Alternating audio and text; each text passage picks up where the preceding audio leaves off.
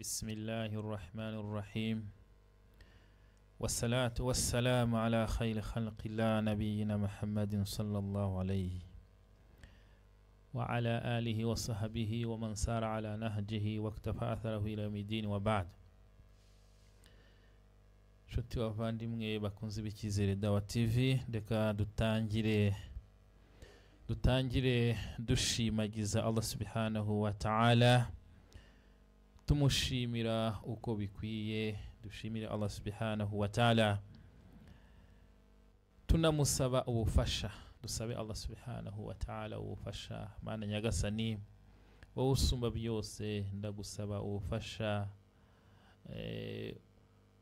usabwa nuriya wemera ko nta wundi wamufasha usibye wowe. Mana nyagasani kandi ndagusaba yuko wampabarira ibyaha nkuko ubabarira uriya wemera ko nta wundi wababarira ibyaha usibye wowe.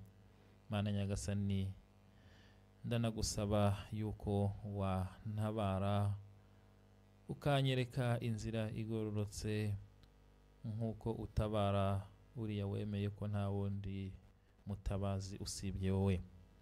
Ndahamya ko nta yindi Mana ikwiye gusengwa by'ukuri usibye wowe ya Allah, nkanahamya ko Muhammadi ari intumwa yawe akaba n'umugaragu wawe. Mana nyagasani muhundagazeho amahoro n'umugisha we nawe mu rugo rwe n'abasangira ngendo be na buri wese uzakurikira inzira ye kuzageza ku munsi w'ingororano. Ahbabi Rasulillah, shuti z'intumwa ya Muhammad sallallahu alayhi wa sallama, nkuko muri kubibona insanganyamatsiko dufite tugiye kuganiraho iragira iti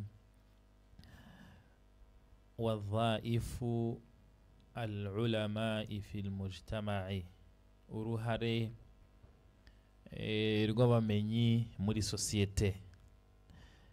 Bagaragu Uwiteka, Rasulu sallallahu alayhi wa sallama tarakana على المهجة البيضاء ليلها كنهارها. إنما محمد صلى الله عليه وسلم يسيز أمي kumwangaza ukeye utabasha gutandukanya umucyo wawo amanywa nijoro. Layluha kanahariha, intumwa y'Imana dusize ku nzira igororotse isobanutse ikeye nta mwijima uburimo, yadusize nta inzira dusizeho nta mwijima uri muri iyi nzira. Ndetse iravuga iti inni tariku fikum ma in tamasaktum bihi lan tadillu. Rasulu sallallahu alaihi wasallam aravuga ati icyo mbasigiye ni mugishikamaho.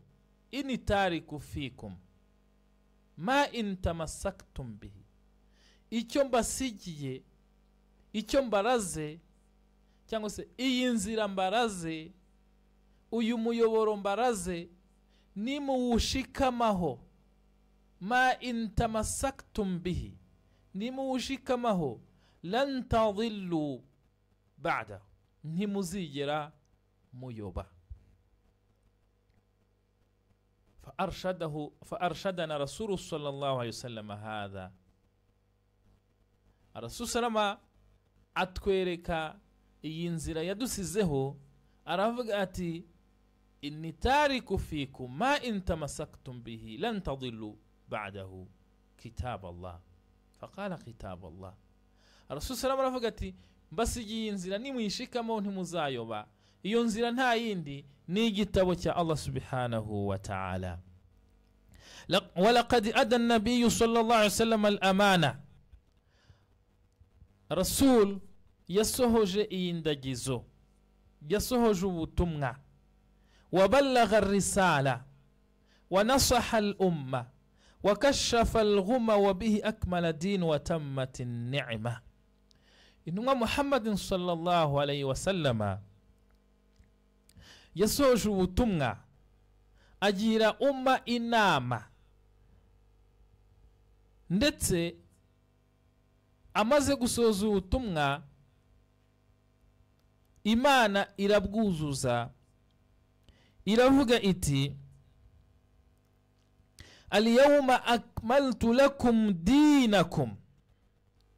Imana iravuga iti uyu munsi akmaltu lakum dinakum, mbuzurije idini ryanyu, wa atmamtu alaykum ni'mati, mbuzuriza inema zanjye, wa raditu lakumul islama dina, kandi nanabahitiyemo ko isilamu iba ari ryo dini, bahitiyemo isilamu kuba ari yo dini.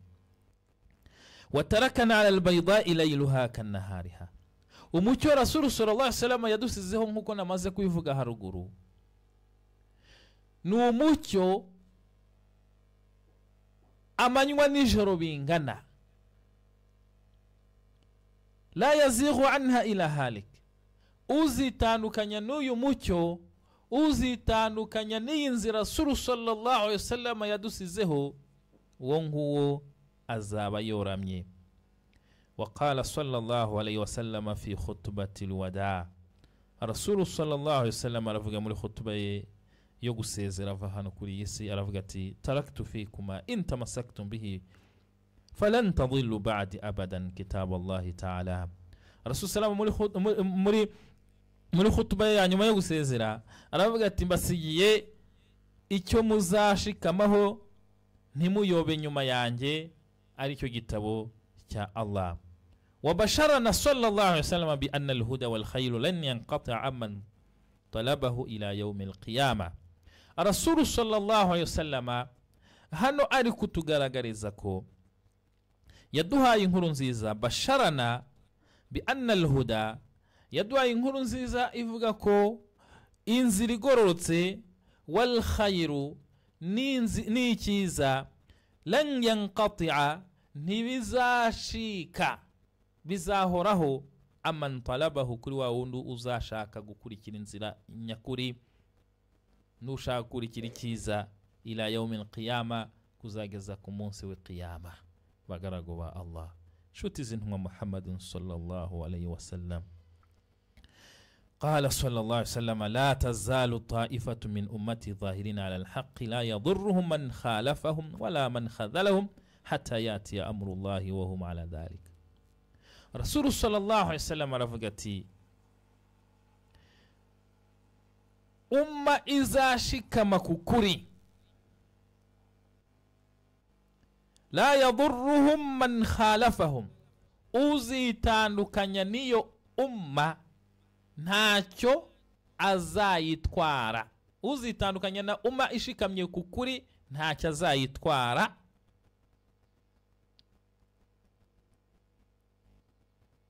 Nuzatesha iyo umma agaciro, kandi iyo umma ishikamye kukuri ntacyo bizayitwara iyo umma, hata yatiya amrullah, kugeza ubwo isezerano ry'Imana rizaza.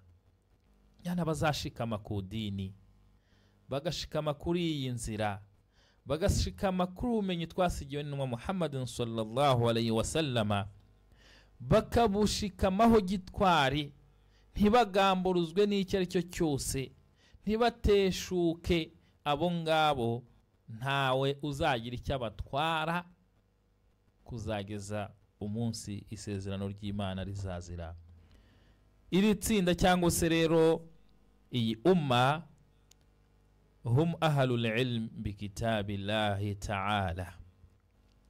Iyi umma ivugwa hano ni ba bantu bashikamye ku gitabo. Ahlul ilm n'abamenyi bashikamye ku gitabo cya Allah, alladhi la yatihi al-batil min bayni yadayhi wala min khalfi. Iki gitabo cya Allah nta kinyoma kikibamo, nta nikosa riri mu gitabo cya Allah subhanahu wa ta'ala.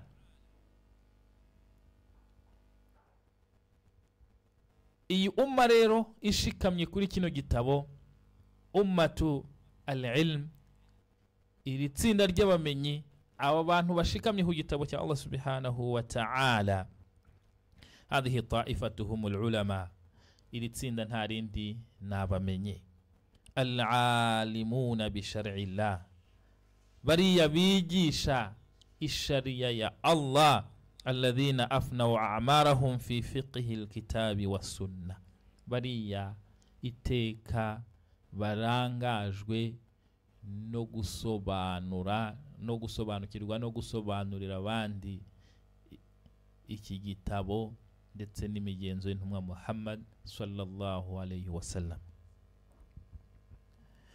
Abo ubuzima bwabo bwose babuhariye gusobanukirwa no gusobanurira abandi ibyo basobanukiwe mu gitabo cya Allah na sunna z'intumwa Muhammad sallallahu alayhi wasallam.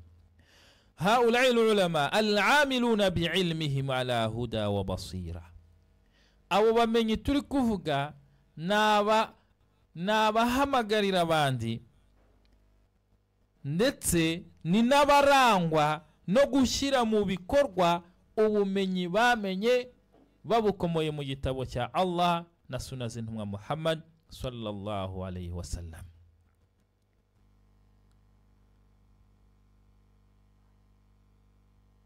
والعاملون بعلمهم على هدى وبصيرة.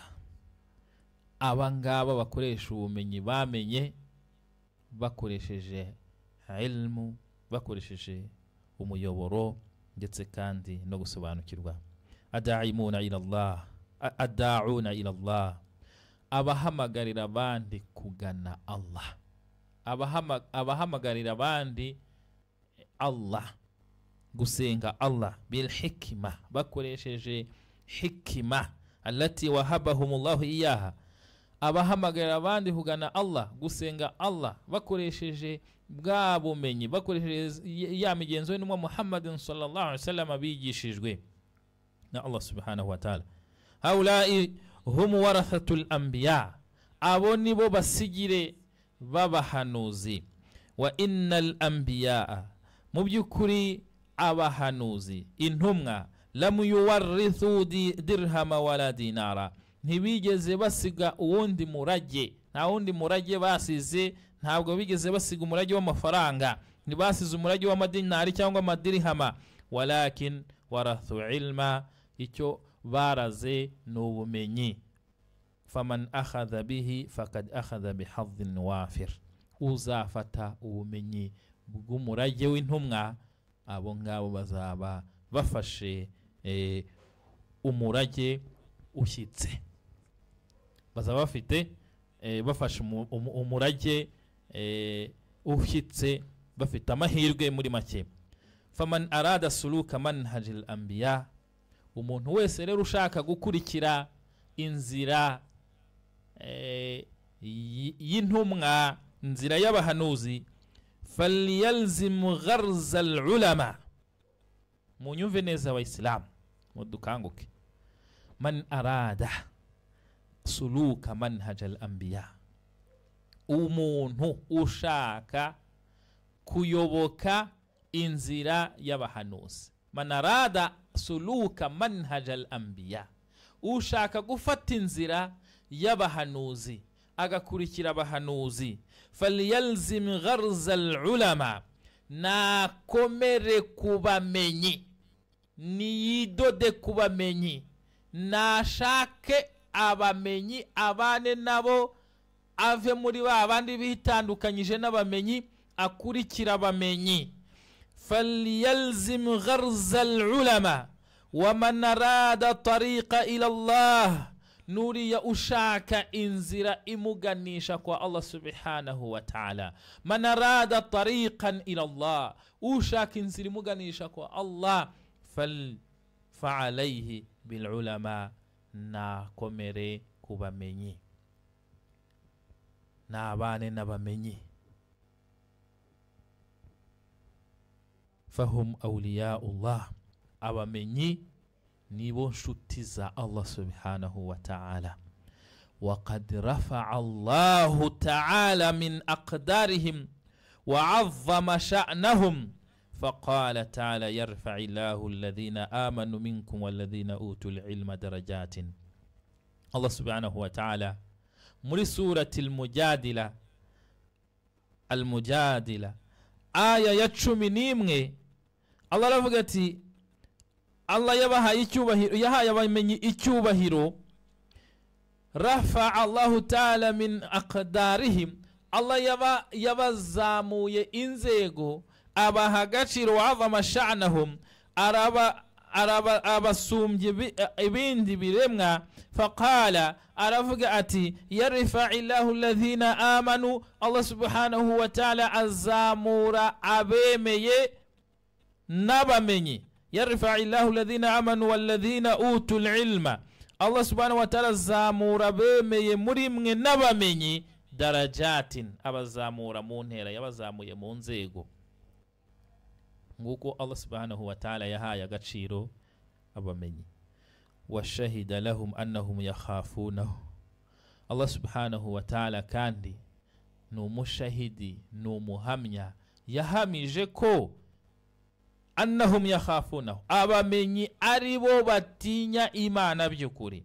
Wayahabunahu wayakhshawnahu, Allah yahamije ko aribo bitwararika bubaha Imana. Qala ta'ala, Allah muri surati Fatir aya 28 aratubwira ati innama yakhsha Allah min ibadihi al-ulama.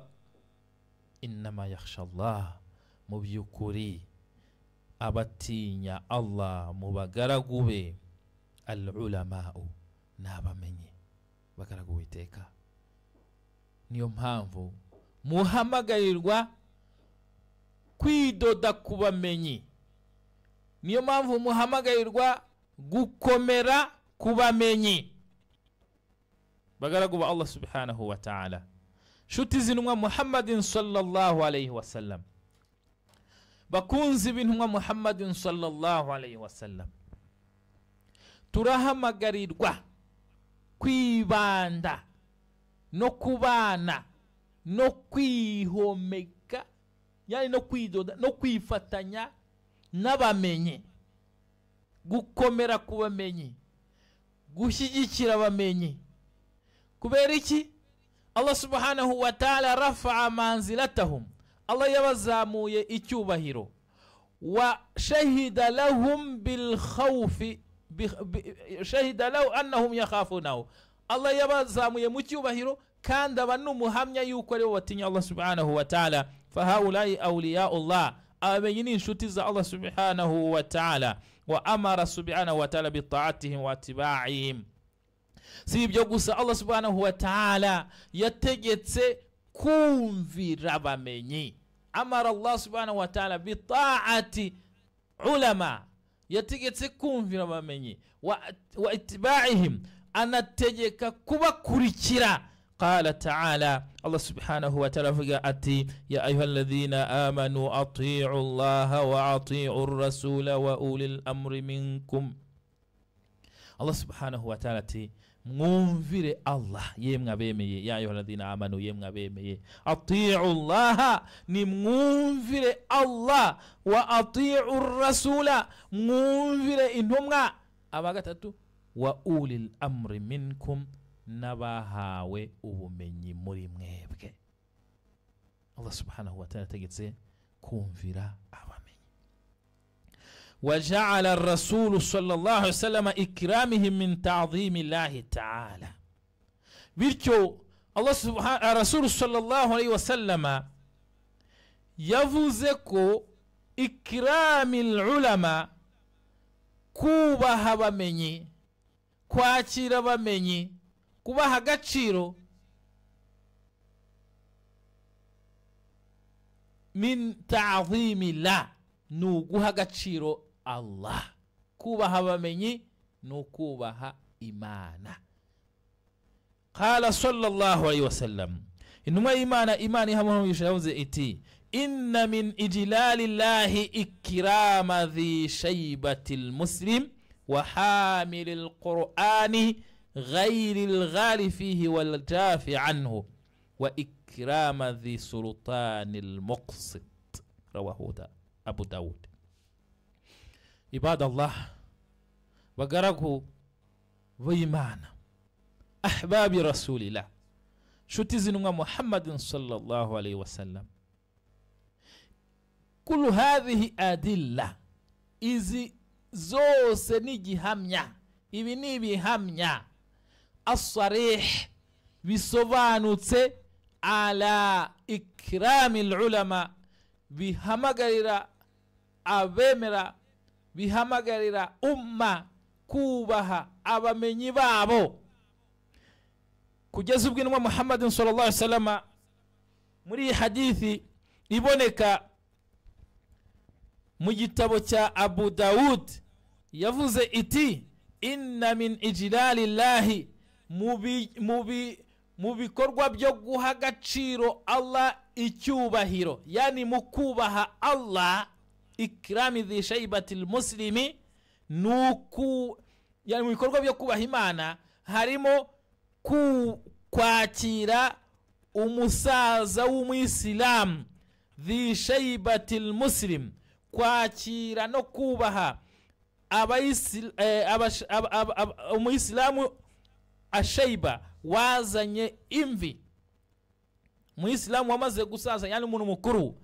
Wa hamilil qur'ani, n'umuntu ufite qur'ani, ghayril ghali fihi wal jafi anhu, ariko atari wa wundi ukabya muri qur'ani, atari na wa wundi utesha agaciro qur'ani. Wa ikrami dhi sultani al-muqsit, ndetse no guha agaciro as-sultani al-muqsit, umuyobozi ukoresha ubutabera. Aba bantu batatu kubaha uba wubashye Imana. Rasul sallallahu ati inna min ijlalillahi, mu guha agaciro Imana, ikrami dhi shaybatil muslim, nukubaha bamenyi wari bo bitwa bashe. Wa hamilil qur'ani, nuriya wafashe qur'ani ghayril ghali fihi wal jafi anhu, wa ikrami dhi sultani al muqsit. Kubaha abamenyi, kubaha abafashe qur'ani badakabya batana tesha agaciro qur'ani, ndetse no kubaha abamenyi kubaha abayobozi bakoresha ubutabera. Wa fuddila fi dinillahi ta'ala al-alima ala al-abid. Ikindi nanone nuko mu dini ry'Imana, fi dinillah, mu dini rya Allah, fuddila al-alimu, umumenyi yaheshejwe agaciro, ala al-abidi, karenze akura umuntu uri gukora ibada kumugaragu.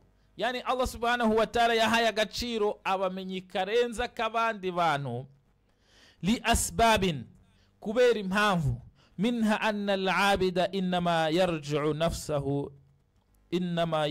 naf'uhu li nafsihi. Uriya uri gusenga, uriya mugaragu gusenga, iya senga, ugusenga inyungu zo gusenga kwe niwe zigarukira wenyine.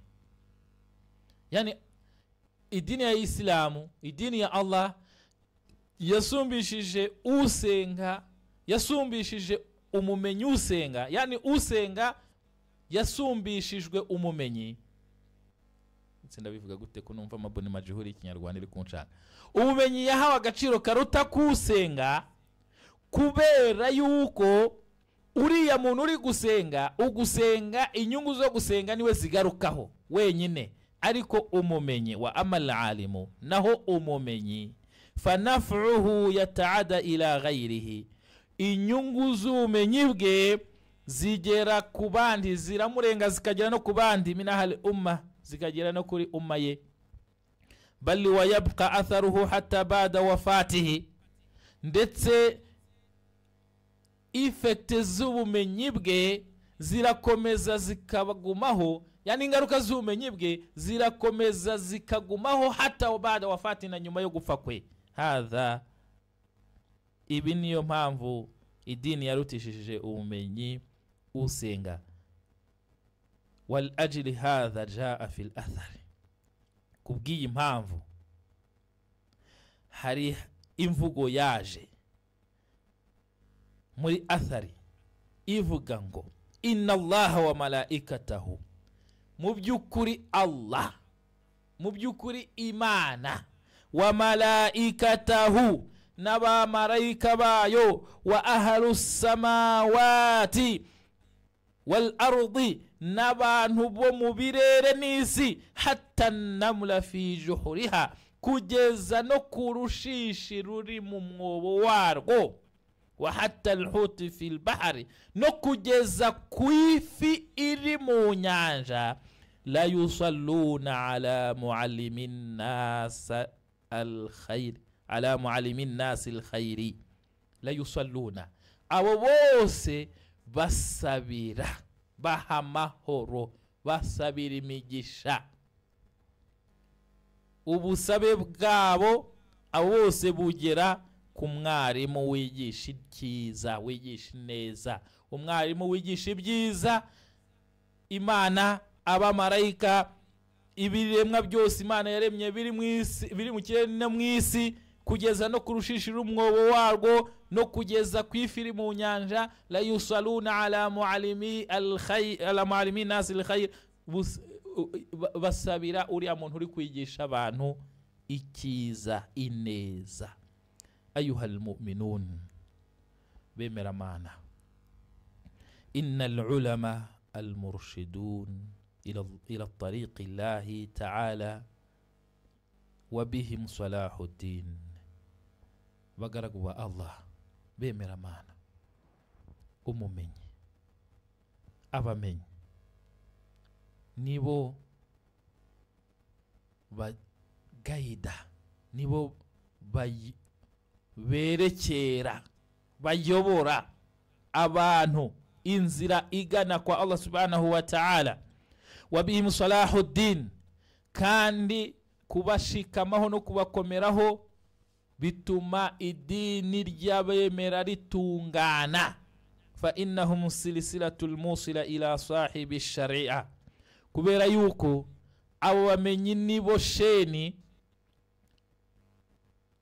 ni silisila igenda ikomatanye kuzageza kuri nyiri yishariya, wahum hamalatuddin, abamenyi nibo nzira ibaganisha kuwazanye yishariya, wahum hamalatuddin, ni nabo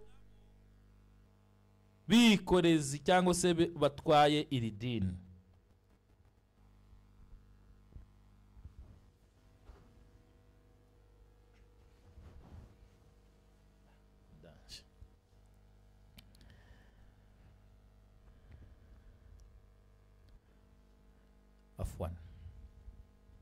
Excuse me. Wahum hamalatuddin, abamenyi nibo bikoreye, nibo bahetse iri dini, wa warathatul anbiya,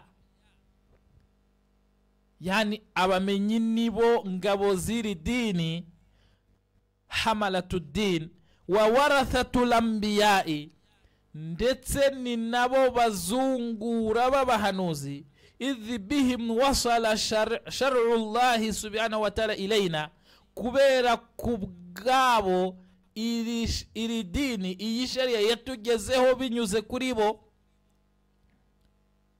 Wala yustaghna 'anil ulama illa man istaghna 'anid din, bityo nta muntu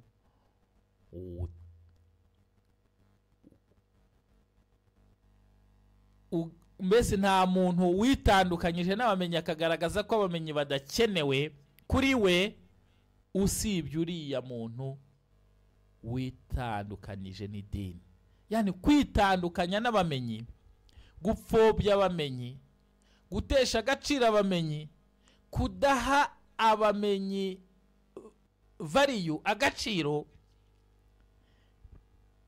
ni ikimenyetso kigaragaza ko uwo muntu n'idini ntaryo afite. la yustaghna anil ulama illa man istaghna anid din. Nta muntu utesha agaciro abamenyi uretse ko batesha agaciro n'idini. Nta muntu udaha agaciro abamenyi uretse yuko n'idini aba atariha agaciro. Fakama annahu la yastaghna anil mali illa man istaghna anid dunya. Nkuko umuntu wateye umuntu udaha agaciro amafaranga n'uwateye umugongo isi. Rero n'umuntu udaha agaciro abamenyi n'uwateye umugongo idini. Fakadhalika la yastaghna anil ulama illa man istaghna anid din. Bityo uwo muntu udaha agaciro abamenyi amenye ko adaha agaciro idini, udakurikira abamenyi amenye ko adakurikiye n'idini. Wa mathalul ulama kamathalil masabih. Urugero rw'abamenyi ni nk'urugero urugero rw'abamenyi ni nk'urugero rw'itara alati yuhtada biha fi dhalami duja. Urugero rw'abamenyi ni nk'urugero rw'amatara amurikira abantu mu mwijima w'icuraburindi ya ibadallah. Muha agaciro abamenyi kubera yuko urugero rw'abamenyi ari nk'urugero rw'amatara amurikira abantu mu gihe cy'umwijima w'icuraburindi. Wa mathalu nnasi fi hadhihi dunya wa mathalu al-alim alladhi yubayinu lin-nasi tariqa Allah ta'ala wa tariqu an-najat kamathali unasu kanu yasiruna fi laylati shadidati adh-dhalam fi wadin fihi as-siba'u wa hawam فلا يدري الواحد منهم من أين يؤتى ثم جاءهم من يحمل مصباحا أضاء لهم الطريق فاتبعوه حتى أخرجهم من هذا الوادي. urugero rw'abantu wa mathalu nasi fi hadhihi dunya. urugero rw'abantu muri iyi si. ومثل العالم الذي يبين للناس طريق الله تعالى وطريق النجاة. n'urugero rw'umumenyi usobanurira abantu inzira ya Allah, inzira ariyo nzira y'agakiza, ariyo nzira yo kurokoka, tariqu najat. Kamathali unasin, urugero rw'abo bantu bombi, urugero rw'umumenyi n'abantu ayoboye. Kamathali unasi ni nk'urugero rw'abariya bantu kanu yasiruna fi laylati shadidati adh-dhalam, bari barimo bagenda mu ijoro ry'icuraburindi ry'umwijima ukabije. Fi wadin fihi siba, bari mu kibaya kirimo siba'u wa hawa, kirimo ingona, kirimo inyamaswa, ingona, scorpio n'izindi. Fala yadri alwahid minhum, umwe muri abo bantu bari muri icyo gishanga cy'umwijima kandi kirimo inyamaswa z'inkazi ziryana, inzoka, scorpio n'ingona n'ibindi, batabona bari mu mwijima. Fala yadri alwahid minhum min ayna yud, atazi ni hehe yaca ngo asoke muri cya gishanga cy'umwijima. Nk'umuntu, abantu bayobeye mu gishanga cy'umwijima kirimo inyamaswa ziryana, z'ibikoko, ibisimba, atazi ni hehe hari busohokere, ninde wamutabara ngo amurokore. Thumma ja'ahum man yahmilu misbaha, hanyuma by'amahirwe yati faja'ahum, abo bantu bakazirwa, hanyuma abo bantu bakazirwa n'umuntu ufite itara. Fayati thumma ja'ahum man yahmilu misbahan adaa lahum at-tariqa, hanyuma wa muntu ufite itara akabamurikira inzira. Fattaba'uhu, babantu bakamukurikira. Hatta akhrajahum min hadha alwadi, akabasohora muri iki kibaya cy'umwijima. Ngurwo urugero rw'umumenyi n'abantu, urugero rw'umumenyi muri iyi sosiyete uruhare rw'abamenyi muri societe. Mwibuke title y'ikiganiro turi kuganiraho, uruhare rw'abamenyi, the effect and impact of scholars in the society. Impact and effect of scholars in the society. Uruhare n'akamaro n'ingaruka z'abamenyi muri society. Abamenyi bamurikira rubanda. Abamenyi ni itara rya rubanda, rimurikira rubanda, rikura rubanda mu mwijima, in the deep, rukura rubanda mu mwijima, in the deep dark. Scholars are light for nation, took this nation from deep dark to the light. Abamenyi effect yabo, akamaro kabo, ingaruka zabo kuri rubanda nuko babakura mu mwijima bakabajyana mu rumuri. Babakura mu mwijima wicura burindi bakabajyana mu rumuri. Urugero rwabo nabahaye bari abantu bari mu mwijima mu gishanga cyicura burindi kirimo inzoka n'ibindi byabangiza, hanyuma bakabona umuntu ufite urumuri akabamurikira, akabakura muri wa mwijima, akabakiza za nzoka n'izo ngona n'izo scorpio n'ibindi byabagirira ingaruka. Rero abamenyi, the value of scholars, the effect of scholars in the society is to take people from that darkness, from that deep darkness, and what can harm them to the light. Abamenyi agaciro kabo nuko bakura abantu muri uwo mwijima, bakabakura muri ibyo bintu byose byabagirira nabi, bakabajyana hafite ubuzima aheza. Hadha iki nicyo akaniko kamaro k'abamenyi. وقد قال ابن مسعود yaravuze ati اغدو عالما أو متعلما. اغدو عالما أو متعلما ولا تكن ثالث فتهلك. اغدو عالما أو متعلما ولا تكن ثالثا فتهلك. ابن مسعود imani mwishimire aravuga ngo uzaharanire kuba umumenyi. اغدو عالما, uzaharanire kuba umumenyi, au mutaalliman, cyangwa se uharanire kuba ushakisha ubumenyi. Be a scholar or seeker of knowledge. Ba umumenyi cyangwa se ube ushakisha ubumenyi. Wala takun thalitha, please don't be the third. Uramenye ntuzabe uwa gatatu. Uzabe muri abo bantu babiri, ntuzabe uwa gatatu. Be amongst of these two, don't be a third. Ba muri abo bantu babiri, ntuzabe uwa gatatu. Whether be a scholar or be seeker of knowledge, don't be ignorant. Shaka ubumenyi cyangwa se ubushaka ubumenyi, uramenye ntuzabe uwa gatatu. Fatahlak, utazorama. وفي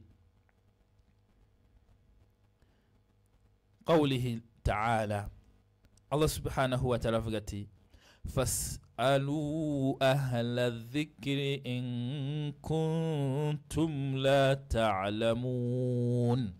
هي آية ونكا muri surati Nahl ni aya 43. Allah subhanahu wa ta'ala faqati fas'alu ahla dhikri, nimba nta bumenyi ufite jusobanuza abafite ubumenyi. In kuntum la ta'lamun, nimba utafite ubumenyi. فقسم فقسم الناس إلى قسمين إلى أهل الذكر ومن يسألونهم ولا يكون في القسم الثالث الذي لم يذكر إلا من خرج عن طاعة الله تعالى. ubusobanuzi bw'iyi aya nuko Allah subhanahu wa ta'ala yagabanyijemo abantu ibyiciro bibiri.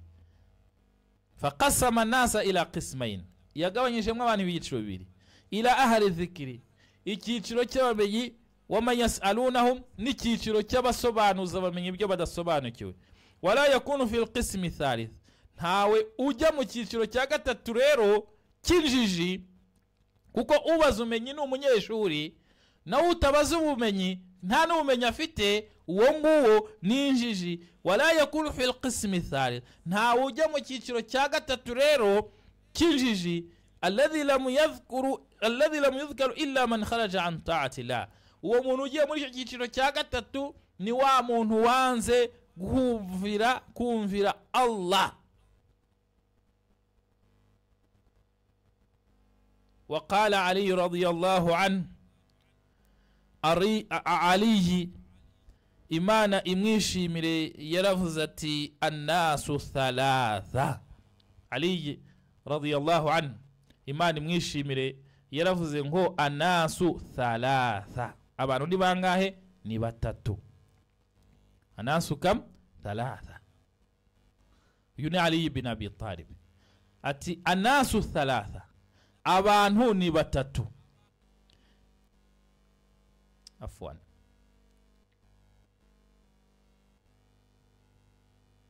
network iri kugenda neza rono.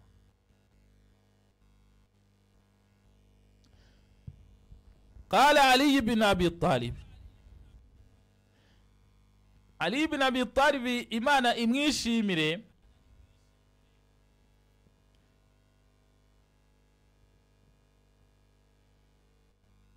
قال يرغتي الناس ثلاثة، abantu ni batatu. عالم الرباني، umumenyi. Icyiciro cya abantu bari mu byiciro bitatu. Icyiciro cya mbere ni icyiciro cy'abamenyi, alimu rabani, umumenyi. Icyiciro cya kabiri wa mutaallimu ala sabili najati, icyiciro cya kabiri ni cy'umunyeshuri ushaka ubumenyi. Icyiciro cya kabiri ni cy'abiga bashaka inzira yo kurokoka, mutaallimu ala sabili najati, bashaka inzira yo kurokoka.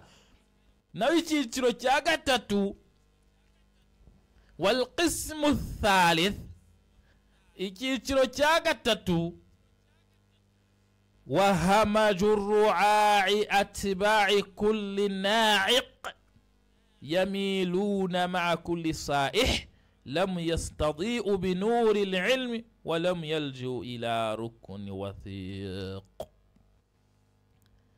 Ali bin Abi Talib avuga ati icyiciro cya gatatu wa hamajun ru'a'i, ninjiji. Icyiciro cya gatatu ni icyiciro cy'ubujiji. Ru'a'i, hamajun ru'a'i ni icyiciro cy'abantu b'injiji zikabije.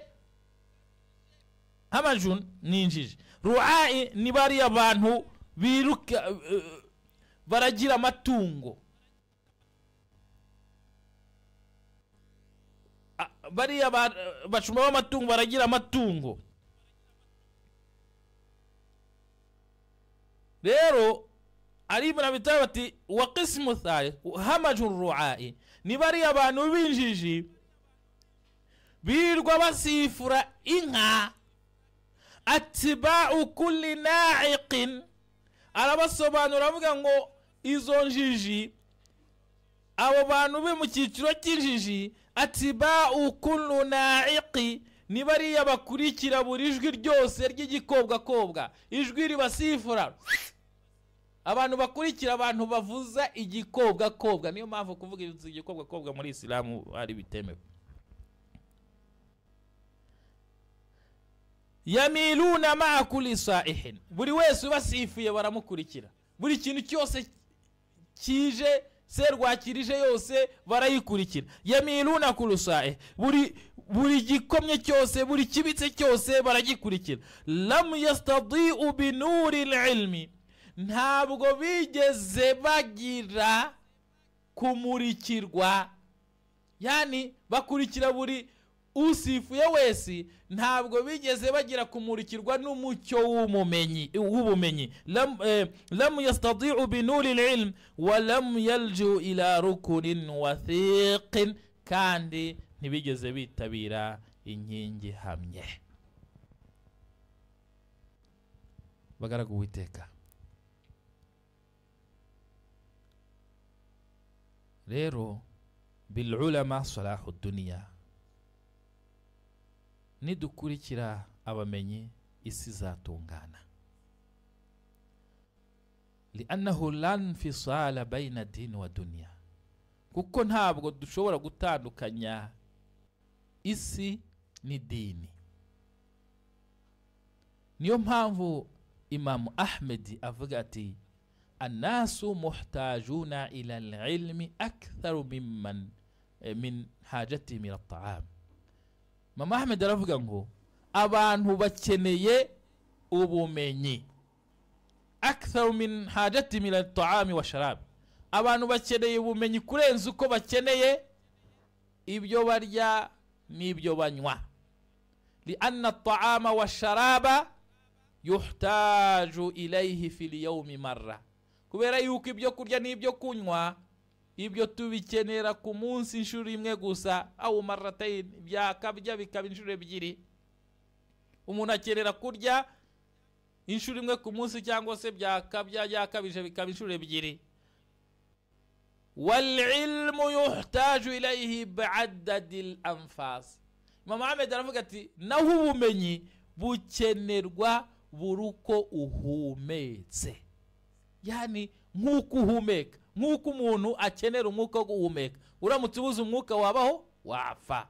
Niyo rero udafite ubumenyi burya ntabwo buriho, iyo udashaka ubumenyi ntabwo buriho, ntabwo ubayeho. Niyo mpamvu you have to be among the seeker of knowledge if you are not a scholar. Niba utari ubumenyi ugomba kuba hagati yo ushaka ubumenyi. Icyo nababwira yuko ever who knows there is one who knows more, hejuru y'ubumenyi harundi umusumbye ubumenyi wa Allah subhanahu wa ta'ala alimul ghayb wa shahada, ariwe uzi ibyishe n'ibigaragara.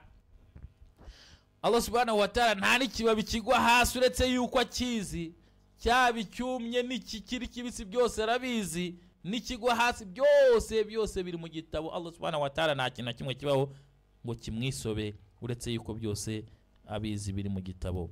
Ibada Allah, rero Imam Ahmed ati anasu mutajuna ila al-ilm, abantu dukeneye ubumenyi akthar min hajatina ila at-ta'ami wa sharabi, kurenza uko dukeneye ibyo kurya n'ibyo kunywa. Li anna at-ta'ama wa sharaba yuhtaju ilayhi marra fil yawmi, kubera ko ibyo kurya n'ibyo kunywa bikenerwa rimwe ku munsi, cyangwa se byakabyo bikaba inshuro ebyiri. Hanyuma ati wal ilmu yuhtaju ilayhi bi'adadi al-anfas, ubumenyi bukenewe buruko uhumeka. Buri segonda ubukeneye ubumenyi, buri gihe ubukeneye kwiga. Rero nta muntu usoza kwiga asoza kwiga ruko yapfuye. Bityo rero fa inna nahtaju ila al-ulama laysa faqat fi ibadatina wa alaqatina ma Allah ta'ala. Ntabwo dushaka ubumenyi, nta nubwo dushaka abamenyi kubera yuko dushaka kugira ngo dusobanukirwe uko dusenga gusa, bal nahtaju ilayhim fi ta'amulina ma ba'dina al-ba'd. Dukeneye abamenyi mu mibanire yacu, mu mikoranire yacu, in our everyday deals, in our everyday works, in our everyday life. We need for scholars. Igihe cyose mu buzima bwacu dukeneye abamenyi, dukeneye n'ubumenyi. نحتاج كيف نتعامل مع والدينا، وكيف نتعامل مع قاربنا وجيراننا، وكيف نربي أولادنا، كيف نتعامل مع الصغير، كيف يتعامل الصغير مع الكبير، وكيف مع الصغير والحاكم مع المحكوم والمحكوم مع الحاكم. niyo mpamvu hariho umuntu kujya kwiga akiga different disciplines. Abantu turakeneranye dukeneye kwiga ubumenyi bugiye butandukanye. Umuntu akeneye ko azabana n'umwana we, uko umubyeyi abana n'umwana we, uko umukuru abana n'umutoya. Umuntu akeneye kumenya uko abana n'umuturanyi we, abana n'umwana muto, abana n'abavandimwe, abana n'inshuti ze. Umuntu akeneye kumenya imibanire, imikoranire n'abandi muri iyo different diversity.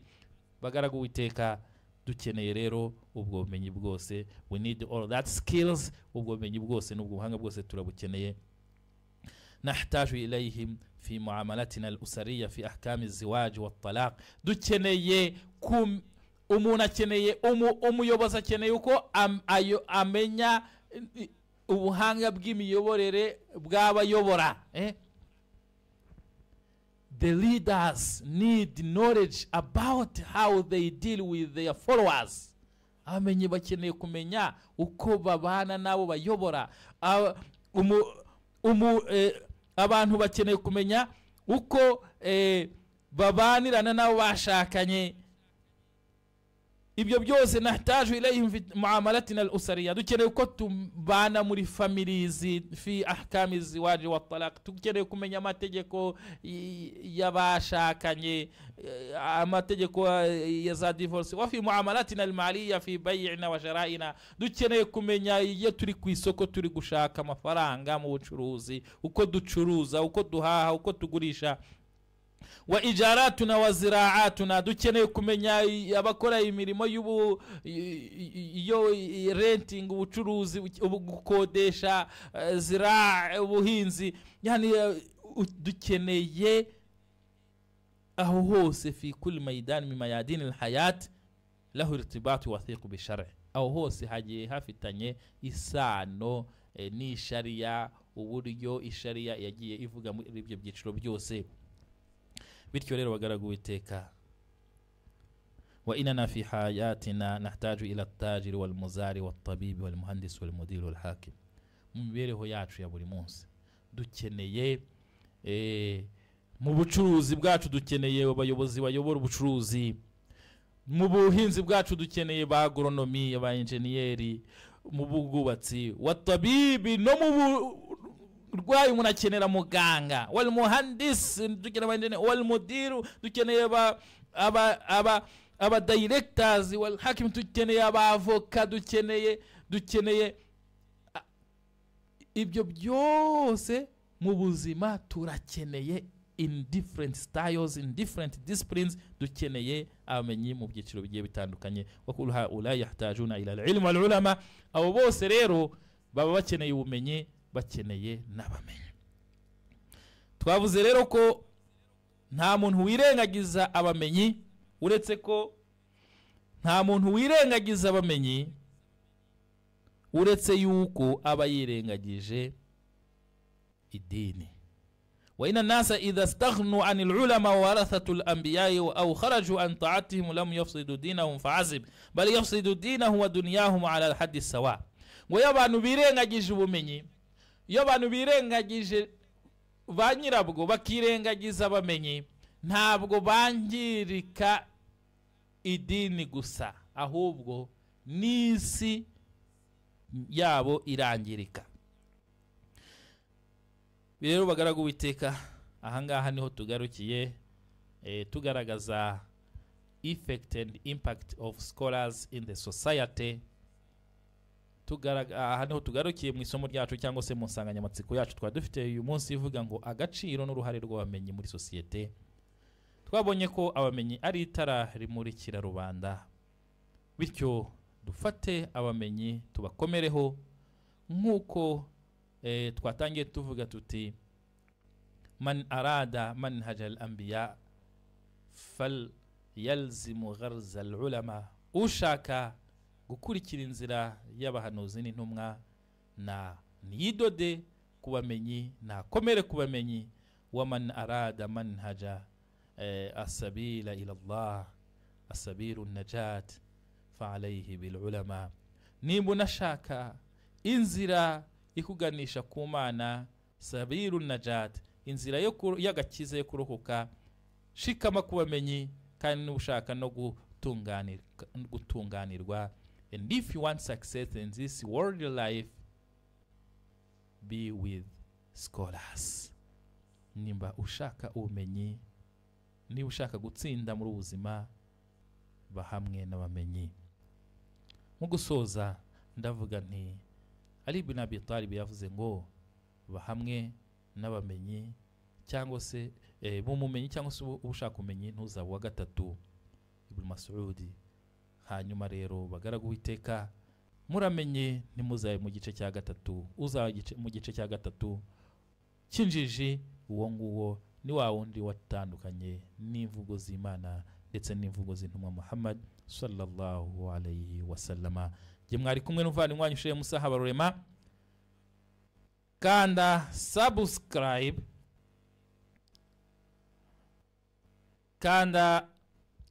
subscribe, like, share, usharinge ubutumwa, ubugeze ku bandi, ubwigisha abandi, kugira ngo ubumenyi wamenye nawe bugere kuri benshi. Mukande subscribe kuri iyi channel. Iyi channel y'Icyizere Dawa TV ni channel y'ubumenyi, ni channel yivuga butumwa. Bityo rero bagaragu witeka, mu gusoza reka dusabe Allah subhanahu wa ta'ala tumwinginga ngo tuyobore, kuko nta wundi uyobora inzira igorotse usibye Allah.